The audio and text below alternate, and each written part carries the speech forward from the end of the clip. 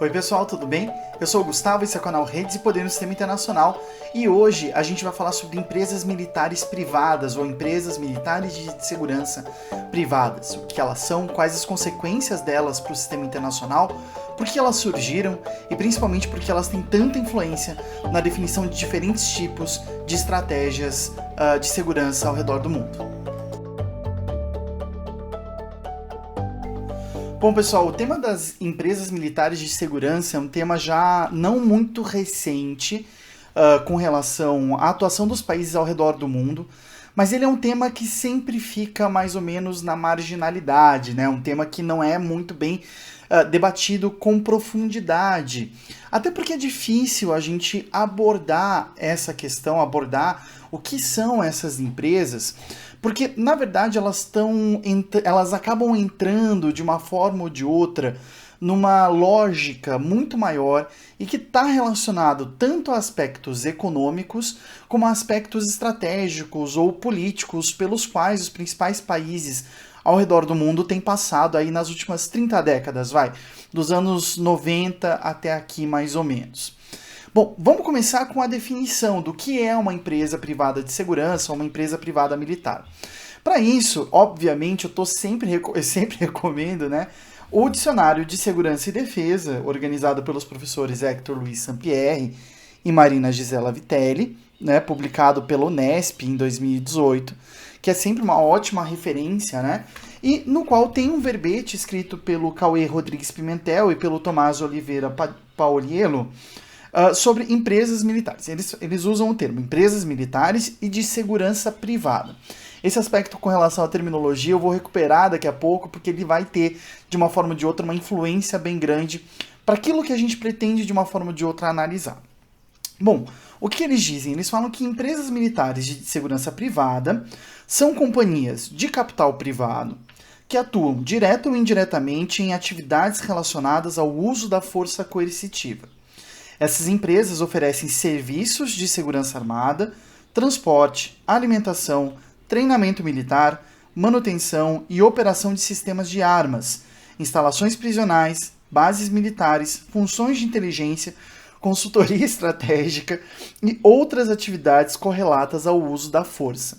As empresas militares de segurança privada atuam de start, dizem os autores, em áreas e funções que foram historicamente consideradas como atribuições fundamentais do Estado moderno. Então, nessa definição, a gente já começa a perceber alguns aspectos importantes para a gente entender esse movimento que, de uma forma ou de outra, leva à formação, né, e ao aumento, ao aumento gradativo da influência que vão ter essas empresas na definição não só de políticas, estratégias de segurança, mas mesmo no desenrolar de diferentes atividades e processos.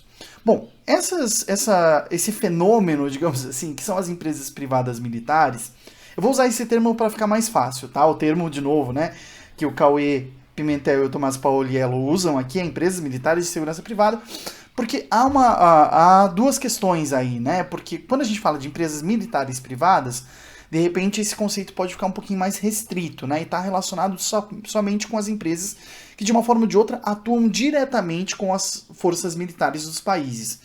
Mas, na verdade, né, a gente percebe um crescimento cada vez maior da participação de empresas também na área de segurança e também de inteligência, e não só na área diretamente relacionada ao uso da força por parte de forças armadas. Então aí tem um aspecto interessante, eu vou usar empresas privadas militares, mas por favor entendam esse conjunto, né, esse conglomerado, essa constelação de agentes privados que de uma forma ou de outra atuam diante dessa situação. O Peter Hall tem um texto bem importante, um livro que infelizmente ainda não está traduzido para português, da Routledge. Eu sei que vários cursos de relações internacionais usam esse texto para ensinar segurança internacional, chamado Understanding Global Security, né, compreendendo a segurança global. Ele traz, né, uma leitura mais aplicada, digamos assim, a respeito da segurança internacional, né? Ele vai apontando, ele tem um capítulo inicial debatendo um pouco a questão da segurança, e depois ao longo do livro ele vai abordando, né, vai trazendo ameaças e riscos, né, à realidade da segurança global.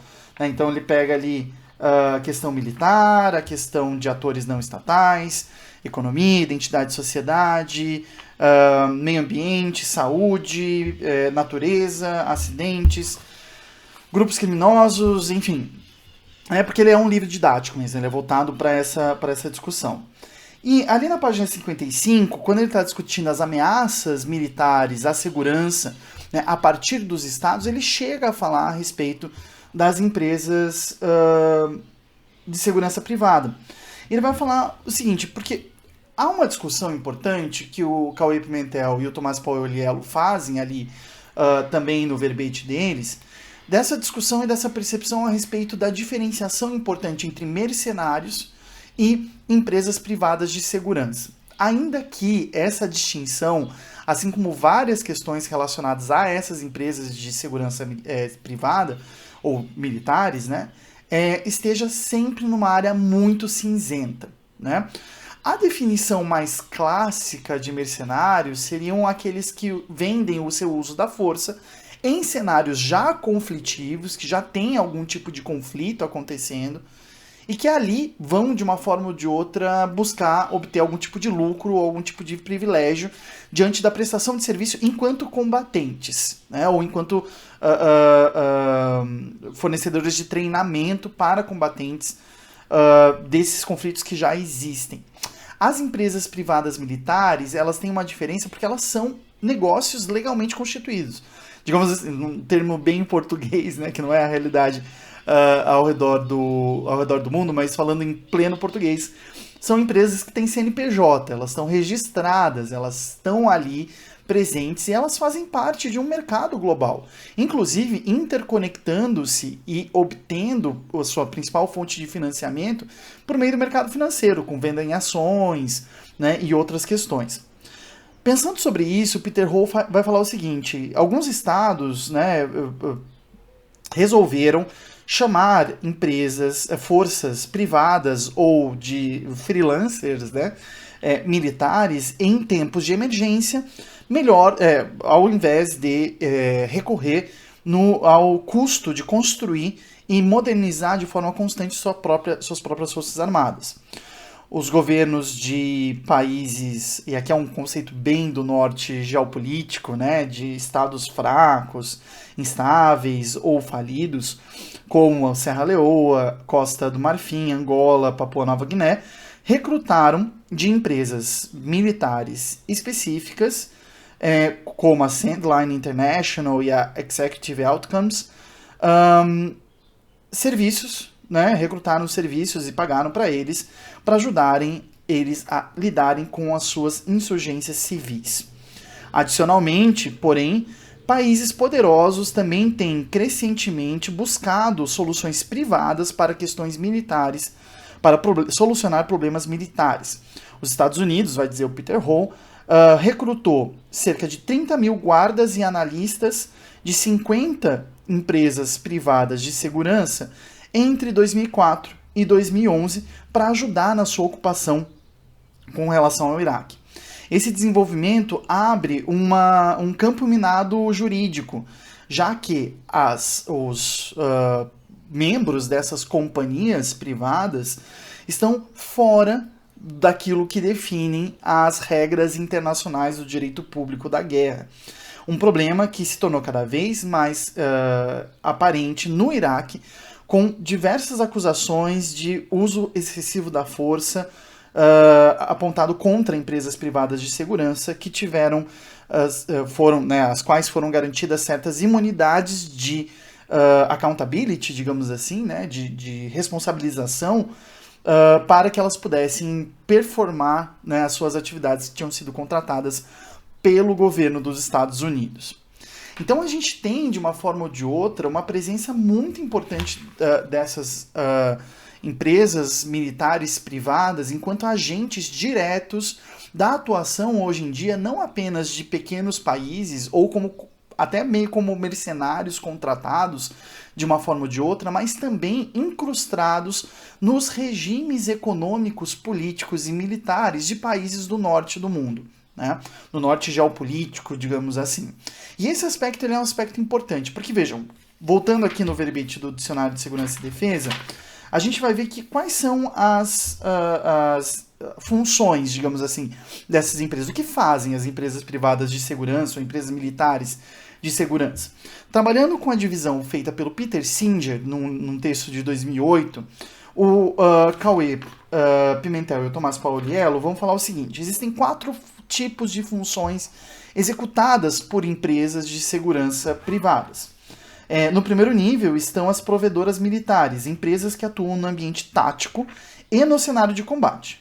Via de regra, os empregados dessas empresas encontram-se diretamente envolvidos nas atividades de combate, atuando como soldados, pilotos, forças especiais ou líderes de equipes táticas. Nesse caso, são as empresas que atuam direto como combatentes, né? Empresas que provêm para quem estiver contratando elas justamente forças que vão atuar junto às suas forças armadas. Num segundo nível, a gente já tem as companhias que não atuam diretamente no combate, mas atuam, como eles afirmam aqui, enquanto consultorias militares, ou seja, companhias que atuam no treinamento e aconselhamento das forças da parte contratante. Essas empresas não se envolvem diretamente no combate e não enfrentam o adversário, mas estão intimamente ligadas à forma de atuação das forças de combate para a qual trabalham, uma vez que estão vinculadas a aspectos estratégicos do uso da força. Aqui a gente percebe as empresas que, de uma forma ou de outra, são aquelas responsáveis por definir quais são as linhas estratégicas de atuação. E aí, o tipo de empresa pode ser das mais variadas possíveis. Porque as empresas que vão dar consultoria para as forças militares podem ser, e têm sido, na verdade, não só nos Estados Unidos ou na Europa, mas também aqui no Brasil, desde empresas de armamento até, né, que seriam teoricamente mais relacionadas a essa discussão bélica, até empresas relacionadas à educação superior, universidades mesmo, que dão consultorias em diferentes aspectos para essas empresas, para essas forças armadas ou para governos, de forma a permitir que eles desenvolvam de uma forma ou de outra as suas políticas e práticas de segurança e defesa. A terceira atividade é justamente essa atividade voltada à formação do treinamento e reestruturação das Forças Armadas da parte contratante, função na qual essas empresas acabam exercendo uma influência estratégica, visto que elas impactam sobre o adestramento das forças de segurança.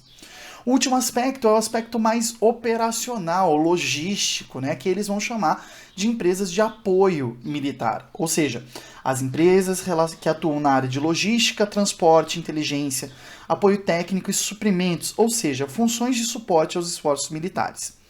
Nesse aspecto, a gente tem então as empresas que preparam o terreno ou que auxiliam na execução da prática dessas forças militares. Qual que é o aspecto importante? O aspecto importante é que essas empresas elas não podem estar de uma forma ou de outra, não podem ser compreendidas de uma forma ou de outra fora do contexto econômico e político que a gente vive desde a época da década de 80. Né?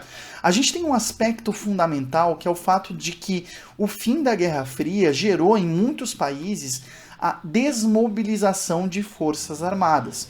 Ou, de uma forma ou de outra, como a gente pode ver por dados do CIPRE, por exemplo, o CIPRE tem um gráfico muito interessante que todo ano sai, recentemente eles lançaram, o CIPRE é o Instituto Internacional para Estudos para a Paz de Estocolmo, né, um dos principais institutos do mundo que estudam a questão das guerras, dos conflitos internacionais. E o CIPRE tem um gráfico, né, que ao longo dos anos mostra o investimento militar ao redor do mundo. E é um gráfico ótimo para a gente entender algumas tendências, já que fica bem visível ali que entre 1986, mais ou menos, até 2002, o que a gente observa ao redor do mundo é uma diminuição gradual e constante do investimento em forças armadas. Né? A gente enxerga isso em várias vertentes. Não significa apenas deixar de recrutar soldados, por exemplo, mas modificar o tipo de gasto que é feito, priorizar outras práticas. A gente está vendo, por exemplo, a situação da França hoje, que se depara com uma realidade na qual ela não tem uma força naval importante para garantir, de uma forma ou de outra, a sua segurança internacional, principalmente nos seus territórios ultramarinos.